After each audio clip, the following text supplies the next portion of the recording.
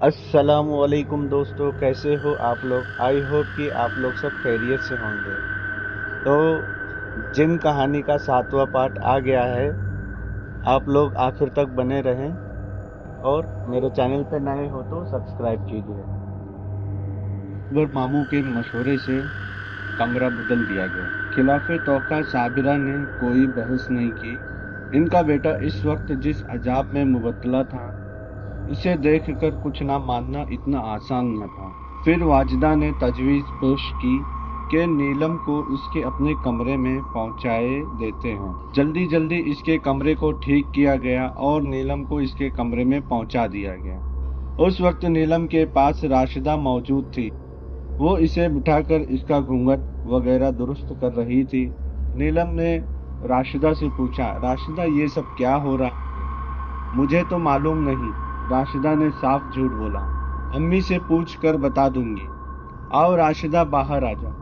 साबिरा ने कमरे के दरवाजे पर खड़े होकर इसे आवाज दी। अच्छा अम्मी आइए, राशिदा ने उठते हुए कहा। अच्छा भाभी, सुबह तक के लिए खुदा हाफिज। खुदा हाफिज, नीलम ने मुस्कुराकर कहा। राशिदा के जाने के बाद नीलम की नजरें खुले दरवाजे पर बिछ गई। फिर इसे भारी कदमों की आवाज सुनाई दी। अकबर इस तरफ आ रहा था। इसने फौरन अपना सर झुका लिया और गठरी बनकर बैठ गया। अकबर खुले दरवाजे में दाखिल हुआ। 2 कदम आगे बढ़कर रुक गया। इस मर्तबा इसने फौरन पलटकर दरवाजा नहीं बंद किया। वो दूध का जला था, इसलिए छाछ भी फूंक फूंक कर पी रहा था। कुछ लम्हे खड़े होकर वो नीलम को देखता रहा। नीलम सर झुकाए गठरी बनी बैठी थी। अभी तक इसमें कोई तब्दीली ना आई थी। नीलम, अकबर ने दूर ही से खड़े होकर इसे आवाज दी। इसकी आवाज सुनकर नीलम ने सर उठाया और आहिस्ता से बोली, जी। इसके सर उठाने पर इसके चेहरे का खासा हिस्सा इसे नजर आया था। वो नीलम ही थी। फिर अकबर ने नजरें घुमाकर कमरे का जायजा लिया। शायद कहीं वो उसे बैठा नजर आ जाए, लेकिन उस वक्त भी वो कमरे में ना था। अकबर ने एहतियातन कमरे के वो कोने बचाले भी देख डाले जहां के होने का इम्कान हो सकता था। वो कहीं ना था। कमरे में इसकी आवाज भी ना सुनाई देती। अब अकबर को कुछ इत्मीनान हुआ। हवाइया उड़ते चेहरे पर थोड़ी सी खुशी लहराई। अब वो पलटकर दरवाजे की तरफ बढ़ा। दरवाजा बंद किया। दरवाजे को लॉक करने से पहले इसने एक नजर नीलम को देखा। वो अपनी जगह पर थी। तब इसने दरवाजा लॉक कर दिया और मुस्कुराता हुआ वापस नीलम की तरफ बढ़ा। आगे बढ़ते हुए इसने अपनी कलाई पर बंधी घड़ी पर नजर डाली। 3 बज रहे थे। रात का आखिरी पहर था। ठठरती सर्द रात अब आखिरी दमों पर थी। अकबर को इस सुनहरी रात के जाए होने का बड़ा दुख था। ऐसी रातें जिंदगी में बार बार कहाँ आती है। ऐसी रातों के लड़के ख्वाब देखते हैं। शादी की पहली रात किस कदर सहर अंगेज होती है। ये रात बड़े इंतजार के बाद आती है। कदम कदम पर दिल धड़कता है। हर आहट पर दिल उछलता है।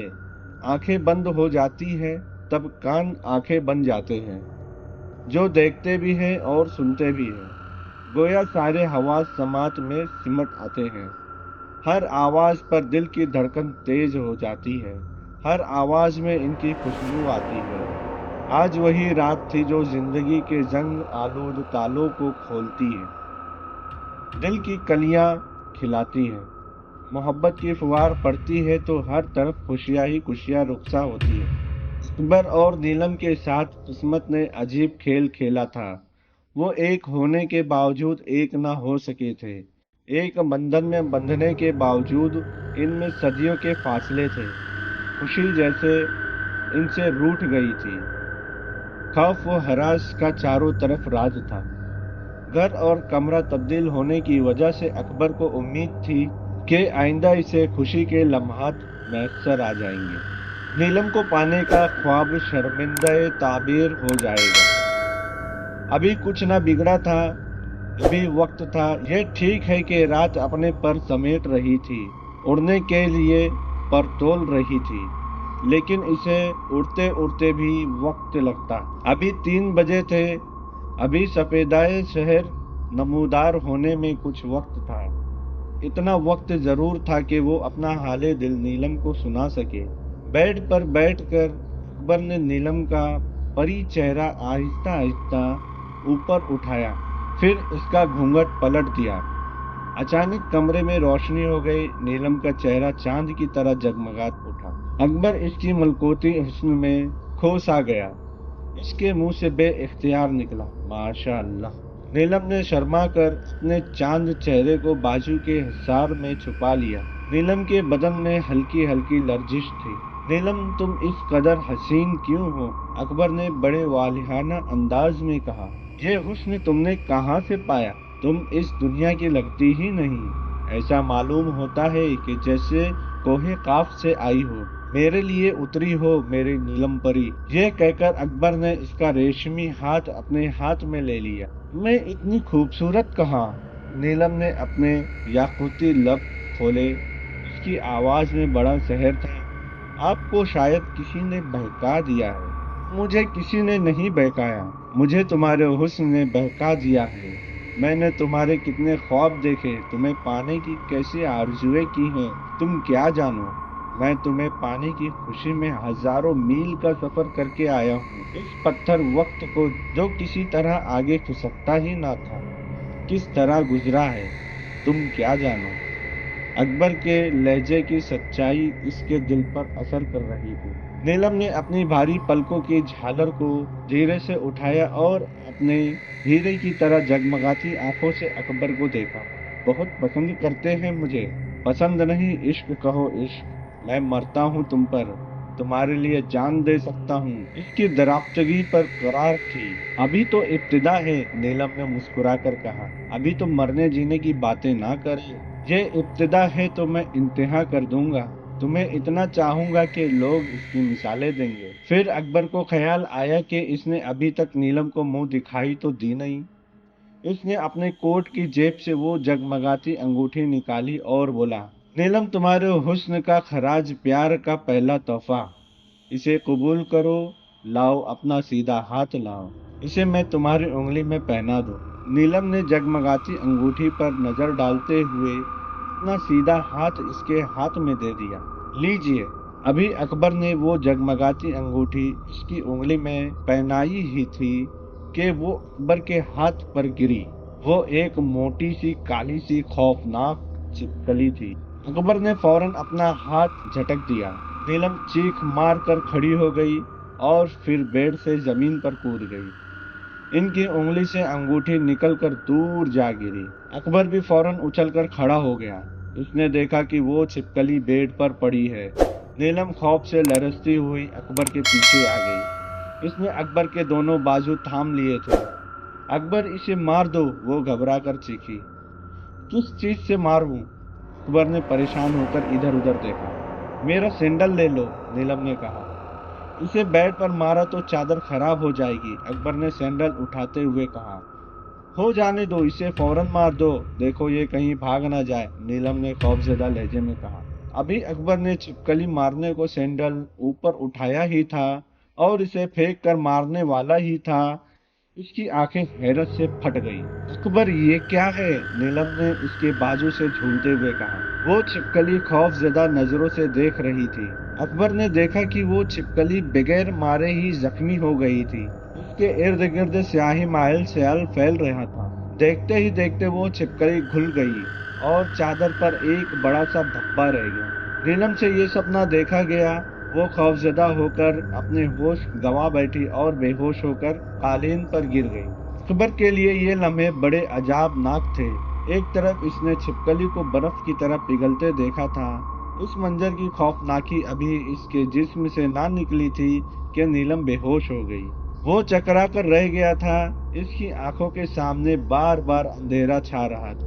اکبر قالین پر بیٹھ گیا۔ اس نے نیلم کا چہرہ دونوں ہاتھوں میں لے کر اسے ہلایا جلایا۔ نیلم، نیلم آنکھیں کھولو، اس نے کئی مرتبہ کہا، مگر نیلم نے آنکھیں نہ کھولی۔ اس پر گہری بے ہوشی طاری تھی۔ اکبر کی عجیب حالت تھی، کبھی وہ سفید چادر پر پڑے سیاہی مائل دھبے کو دیکھتا، کبھی نیلم کے چاند چہرے پر نظر ڈالتا۔ اس کے ذہن میں معاف ہو چکا تھا، اس کی سمجھ میں نہیں آ رہا تھا کہ وہ کیا کرے۔ جو خواب اس کی آنکھوں میں جاگے تھے وہ اب سسک رہے تھے، ایک ایک کر کے مرتے جا رہے تھے۔ اب سے کچھ دیر پہلے اس کمرے کا کس قدر رومانی ماحول تھا، اکبر اور نیلم کس قدر خوش تھے۔ وہ اس خواب بھرے لمحوں کی ابدی ہونے کی تمنا کر رہے تھے کہ خوشیوں کے کسی دشمن نے ایک لمحے میں ان سے سب کچھ چھین لیا۔ اب اس کمرے میں گنگناتی فضا کے بجائے خوف رہ گیا تھا، لرزتے ہاتھ رو گئے تھے اور شکستہ اعصاب رہ گئے تھے۔ ایک عذاب تھا جو اکبر کے دماغ پر ہتھوڑے برسا رہا تھا، کوئی مکڑی کا جالا تھا جس میں اکبر کے حواسوں کو جکڑا جا رہا تھا۔ وہ کون تھا، ایسا کیوں کر رہا تھا، یہ کسی کو معلوم نہ تھا۔ اب اکبر کے لیے کوئی چارہ نہ تھا کہ وہ اٹھے اور اپنی حسرتوں پر آنسو بہا کر سو جائے۔ اس کا مقدر سو گیا تھا، وہ کس طرح جاگتا۔ وہ اٹھا، شکستہ قدموں سے چل کر اس نے دروازہ کھولا۔ یہ دروازہ تو اس نے کھولنا ہی تھا، آخر وہ کب تک اس کمرے میں بند رہتا۔ لیکن یہ دروازہ وہ اس وقت کھولتا جب اس کے دل کا دروازہ کھل جاتا۔ کلیاں چٹکتی، گلوں کی خوشبو فضا میں مہکتی، سورج کی کرنیں ان مدہوش ہوتے لوگوں کے چہرے گدگداتی۔ تب وہ مسکرا کر اٹھتا اور دروازہ کھول کر باہر نکل جاتا، لیکن ایسا نہ ہو سکا۔ وہ من کی من میں لیے اپنی حسرتوں پر آنسو بہاتا باہر نکلا۔ باہر نکل کر اس نے ایک بند دروازہ کھٹکھٹایا۔ اسے نہیں معلوم تھا کہ اس کمرے میں کون سو رہا ہے، لیکن اسے یہ ضرور معلوم تھا کہ کوئی سو ضرور رہا ہے۔ فوراً ہی دروازہ کھل گیا۔ دروازے پر واجدہ نمودار ہوئی، ان کے پیچھے صابرہ تھی۔ اکبر کو دروازے پر دیکھتا دونوں کا دل دھک سے رہ گیا۔ انہوں نے قیاس کر لیا کہ پھر کچھ ہو گیا ہے۔ کیا ہوا؟ دونوں کے منہ سے بے بک وقت نکلا۔ وہ نیلم بے ہوش ہو گئی ہے، اکبر نے بڑی آراستگی سے کہا۔ لیکن کیسے، کیا ہوا اسے؟ واجدہ نے پوچھا۔ چھت سے ایک چھپکلی میرے ہاتھ پر گری تھی، جانے وہ کیسی چھپکلی تھی، میرے ہاتھ سے اچھل کر بیڈ پر گئی اور ابھی میں اسے مارنے کی کوشش کر رہا تھا کہ وہ پانی بن کر بہہ گئی۔ وہ چند لمحوں میں گھل گئی۔ چادر پر ایک سیاہی مائل دھبا رہ گیا۔ نیلم اس منظر کو دیکھ کر بے ہوش ہو گئی۔ اکبر نے جلدی جلدی ساری رواداد سنا ڈالی۔ ہائے میرے اللہ!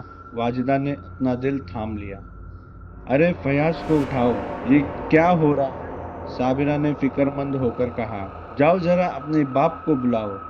پھر تھوڑی دیر میں یہاں سے وہاں تک سب اٹھ گئے۔ نیلم کے والد بھی ابھی اٹھ گئے۔ فرقان ماموں کو بھی بلایا گیا۔ کچھ خواتین بھی اٹھ گئیں۔ بابر علی گہری نیند سو رہے تھے، انہیں نہ اٹھایا گیا۔ نیلم کے منہ پر ہلکے ہلکے پانی کے چھینٹے دیے گئے، اسے ہلایا جلایا گیا۔ تھوڑی دیر بعد اس نے آنکھیں کھول دی۔ آنکھیں کھلی تو اس نے خود کو اپنی ماں کی گود میں پایا۔ پھر ادھر ادھر نظریں گھمائی تو کمرے میں بہت سے لوگوں کو پایا۔ وہ فوراً اٹھ کر بیٹھ گئی۔ لیٹی رہو بیٹی، واجدہ نے پھر اسے اپنی گود میں لیٹانا چاہا۔ نہیں امی، میں ٹھیک ہوں۔ نیلم تو ہوش میں آ گئی، ٹھیک ہو گئی۔ پھر وہ چھپکلی موضوع بحث بن گئی۔ چھپکلی کا معمہ حل نہ ہو سکا۔ وہ کس قسم کی چھپکلی تھی، وہ کہاں سے آئی تھی، کس طرح اس کے ہاتھ پر گری۔ اس گفتگو کے دوران وہ باتیں بھی نیلم کے سامنے آ گئی جو اب تک اس سے چھپی ہوئی تھی، جو اس لیے اسے اب تک نہیں بتائی گئی تھی کہ وہ ڈر جائے گی، دہشت زدہ ہو جائے گی۔